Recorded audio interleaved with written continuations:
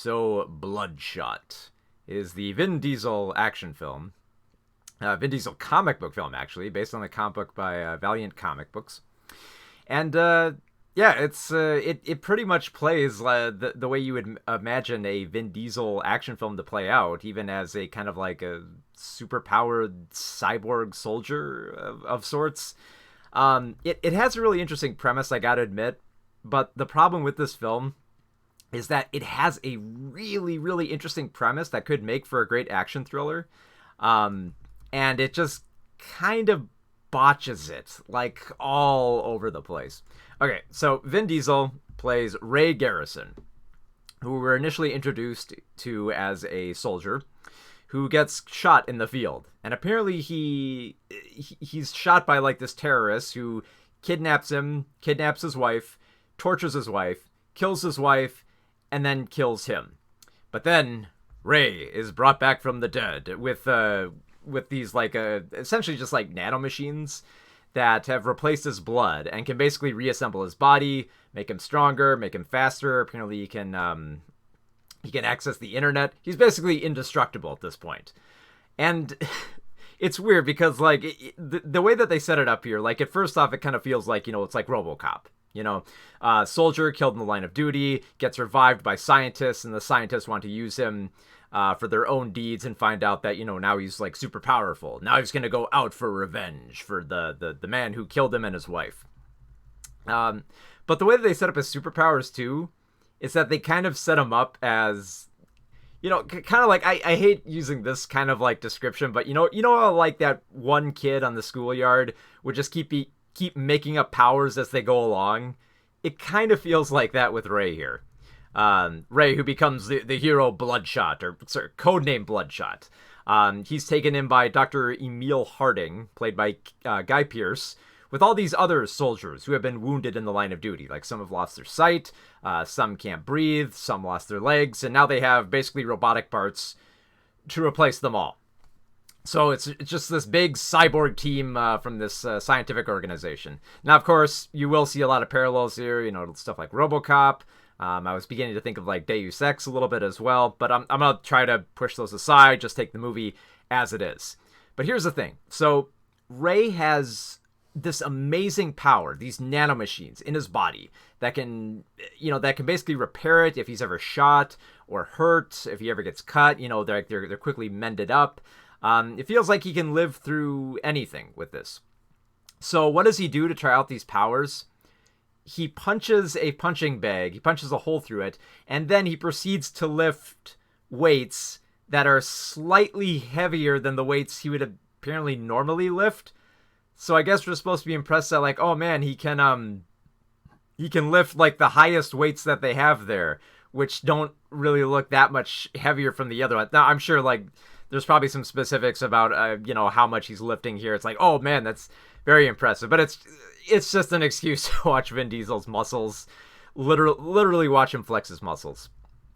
So he goes out for revenge, but then we learn the interesting twist here, which is that his memories have been altered. So these memories he's had of his wife being killed by this particular terrorist were manufactured. So basically, he goes out for revenge. He has his mind wiped, and they replace that memory with a new memory, of a different terrorist that he has to go out and seek revenge against. And then they basically have to go through this whole script of kind of gently pushing him towards going to murder these people. Now, that concept, I actually really kind of dug. I thought, okay, this, because, like, for the first maybe quarter of the film, it just kind of seems like fairly generic. It seems like the whole RoboCop deal. We don't really know that much about Ray. Ray doesn't really have much of any personality at all. And pretty much everyone he associates with, too, doesn't have any personality either. So I was like, okay, this seems kind of standard. But then it's like, oh, wait, there's a twist here. Apparently his memories have been manufactured. So, like, hey, you know what? Okay, I could kind of dig this. Except here's the problem. They let you know all of the specifics of this, like, way early. And this is like, it's a fairly big exposition dump that comes right after another big exposition dump. Like, we get a long explanation about how, like, nanomachines have basically replaced Ray's blood. and then we get a long explanation of like all the other soldiers who are there and what what this scientific organization is trying to do. And it's like a lot of padding here and a lot of like explaining for stuff that would have been more intriguing as the story went along. Like I would have loved it more if Ray just woke up and we didn't see that opening bit of him, having his wife murdered by a terrorist. I mean, don't get me wrong, it's a decent sleight of hand. It's kind of interesting, but I think this film really could have benefited from dicing up, a lot of its bigger reveals and saving them for like the second act, because it feels like pretty much everything you need to know about this organization and about Ray and the people manipulating him is all revealed within the entire first act. And then the rest of the second act, you're just watching him get revenge on the doctors and the soldiers. Apparently, one of the soldiers, I think, called Jimmy, played by Sam Hugan. He apparently, I think that's right. I think it's Jimmy. One of the soldiers, and it's hard to tell them apart because like they have no personality here. One of the soldiers apparently hates Ray for no other reason other than, I guess, he's a jerk. Maybe he was always a jerk for some reason. We don't learn that much about him. Obviously, Dr. Emil Harding is a jerk here because he's using this tech to control these soldiers, and he basically has total control over them. Not much personality here. It's just a knockdown, drag-out fight. Even the woman who sympathizes with Ray the most, Katie, who's played by Eliza Gonzalez, she just kind of just hates working for the organization. There isn't a whole lot more to her character than that, other than her superpower, which is that she has like a different breathing apparatus. That's about it. I will say though, there are a few saving graces here. For one, the action scenes are interesting. I like the fact that since Vin Diesel is indestructible, they try to... I mean, in the Fast and the Furious films, they've tried to, basically make Vin Diesel do everything. Like, the latest trailer for the next Fast and the Furious film has him doing impossible stuff. So it's like, okay, I could believe if you're going to throw Vin Diesel in this type of story.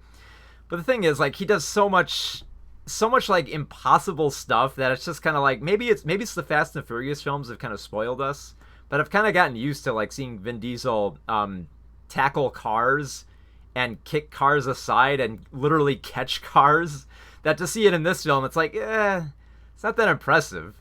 And I think it's mostly, so it's like, okay, so it's basically just like Immortal Vin Diesel. Like, he does all this stuff. It's not like he couldn't do any of this stuff before of like shooting people and punching them pretty hard. I guess now, he can punch them through walls and he can shoot a little bit more accurate. And now he doesn't. And now, if people shoot him, he just like comes back up again because his blood will just reassemble him. So okay, I can buy that. The problem is a lot of those action sequences, they are so chaotically edited that you don't really get to appreciate the absurdity. For instance, there's a scene where in order to get rid of like one of the terrorists that he's trying to tackle, he basically just kicks a car on them and kicks them into the wall. Now that's an interesting scene, but it's diced up between 3 different shots. So it's not as impressive when you can't like linger on a shot and get to appreciate it a little bit more. And that goes for like just the whole film in general. I mean, in order to keep that whole sleight of hand about altered memories, they really chop up a lot of the scenes here where you're not quite sure, okay, how did the characters get here? Okay, what are they doing in the scene? How did we get here? It's very dicey at times. I will say this, though. The one big saving grace of the film is this one actor here who plays the kind of like, the quirky nerd of this film, which is, his name is Wilfred, and he's played by Lamorne Morris. And thank God for this guy. This man has so much personality that even when they try to give him like the Big Bang Theory style, dorky nerd who nobody takes seriously, he still has the most character and he's still the most fun to follow. Anytime he was on screen, it's like, oh, thank God, some character, someone who's not just, rambling on with exposition and just talking broadly about, justice and humanity. Actually, someone who has some personality, who has some character. There's not a lot to him, but there's some, and at this point in the film, they introduce Wilfred about like halfway through, and I'm like, whatever, I'll take what I can get. Anything at this point. the action scenes do get a little bit more competent as they start embracing more of the CGI. There's a great scene towards the end where apparently one of the soldiers has a Dr. Octopus add-on to his cybernetics, and they have a fight going up and down elevators, which is, it's kind of, the way it's assembled, it's pretty nice. It's pretty nice, I gotta admit that. But this film is just, it's so lacking in character. And the few times when it actually does try to play up more of the emotion and into the intrigue of this organization, it just falls flat on its face. Like, there's a perfect example of this is there's a scene where apparently within Ray's mind, or like a cyberscape or virtual reality or whatever, so Guy Pearce confronts Vin Diesel and tells him the truth about, what his organization is doing and why they need Ray the way he is and why he should just accept the role that he has. And of course, Ray will explode on the Doctor and say, like, you've taken away my freedom of choice and, how I wanted to live, and this isn't the person I wanted to be. Now, that would seem like the most important emotional point in this story, and it's screwed up because Vin Diesel, bless him, man, but he's trying his best to sell, like, this frustrated, angry, and somber emotion, and he just can't do it. I'm sorry, but this is not his strong suit. That scene really doesn't work for this film. And you frankly could have done without it, because it adds nothing to it. Like, there's a little bit of harping on the philosophy of war and how much, like, personal control a soldier has in the world when it's controlled by corporations. But it's nothing we haven't heard before, and it's nothing all that interesting, and it doesn't really add that much to the plot. So it adds nothing, which is strange because, like, this film is already diced up so much. I'm wondering why they kept that scene in there when it doesn't really hold up that well. I mean, there's some all right action scenes here, but some of them are a little bit uncanny valley where, like, the CGI really showcases just how CGI it is. I mean, you have Vin Diesel, who apparently with these nanomachines, when he gets, like, really, really tense, like, they make him glow like kind of like a lava lamp, I guess. And so you have him fighting another soldier who's basically got Dr. Octopus arms, and it's pretty much all CG at this point. That it just looks off and weird. And it's just, it has so many of these interesting aspects to it, and it just squanders them. And it's just, and I say that because, like, I'm not looking at this particularly as a dumb action film, because it actually does have some smarts to it, some intriguing aspects that are brought up, but then are just delivered in possibly the worst way you could dole them out.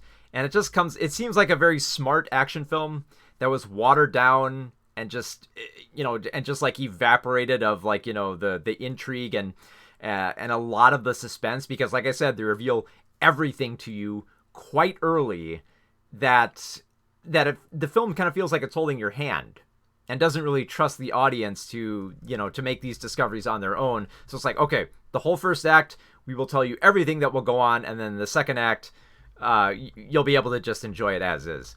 Except it really doesn't, too, because Bloodshot's powers are kind of all over the place. Like, at first we think he just has, he just has immortality, but then apparently he also has, like, comms in his blood as well, and he can apparently also access the internet and read the internet at an exceptionally high speed.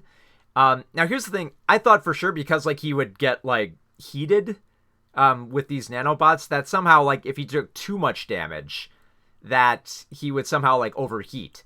And it seems like that doesn't really happen. Like, he just gets hot and nothing really comes of it, which would have been interesting. I mean, if you have this weakness, then it would bring a little bit more humanity to him. We would be a little bit more concerned about Bloodshot when he's going into battle. But if Bloodshot's just immortal and pretty much nothing can stop him short of like an EMP wave, it kind of removes a lot of, like, the agency that you feel for him. Because, like I said, the emotional side of him about wanting to get back to a life that he feels was taken from him is not handled very well. Not very well at all. So this is like if this were just like a mindless, like, simple revenge film, I wouldn't have minded. But because it presents so many of these interesting aspects and doesn't really make them pay off, this was just a slog of a film to get through. It was just, it's chaotically edited. It's a mess. It's all over the place. It's got some decent performances here and there and some all right action scenes, but other than that, it doesn't really have much to offer. Yeah, it was a slog to get through that last second act in particular. So for Bloodshot, 1.5 out of 5 stars.